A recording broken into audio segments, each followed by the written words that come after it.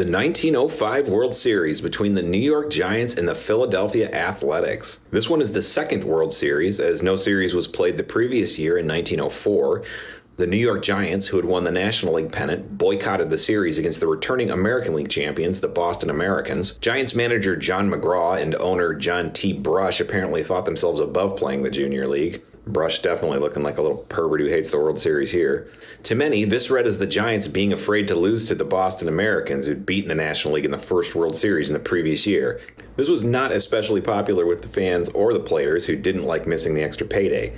So in 1905, the New York Giants were all in on playing the Athletics in the World Series.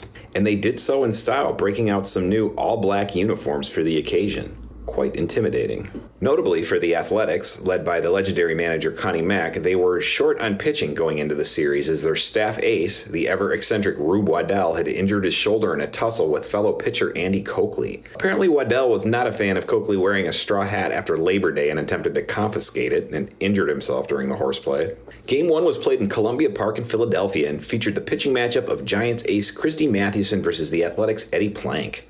The Giants missed on a couple of scoring opportunities early in the game. In the first inning, they left 2 on base as catcher Roger Bresnahan was hit by a pitch, and 2 outs later, Dan McGann hit a double to put runners on second and third. But Eddie Plank struck out Sam Mertz to end the inning. In the second inning, the Giants left 3 runners on. Consecutive bunt signals by Art Devlin and Billy Gilbert put 2 on, and the runners immediately executed a double steal. Bresnahan was intentionally walked to load the bases, but then Eddie Plank forced a ground out to get out of the jam. The Giants scored first in the 5th inning. Christy Mathewson led off with a base hit, and then Roger Bresnahan hit into a force to get the runner at second. Bresnahan, who was one of the faster catchers in the league, who actually was the leadoff hitter for the Giants, then stole second base and scored on a single by outfielder and vaudeville star Turkey Mike Donlin.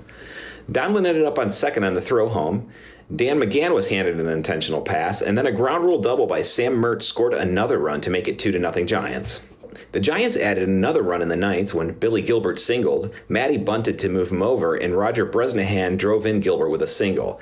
This ended up the final score as the Giants took Game 1 3-0. The Athletics only managed 4 hits and never more than 1 in an inning, 3 of which were doubles by Danny Murphy, Harry Davis, and Ossie Schreckengost. I love how they have Ossie Schreckengost listed as just Shrek on this baseball card. That's great. Christy Mathewson with a 4-hit shutout, 6 strikeouts and no walks, an absolute gem in Game 1 as the New York Giants take the lead in the series 1-0.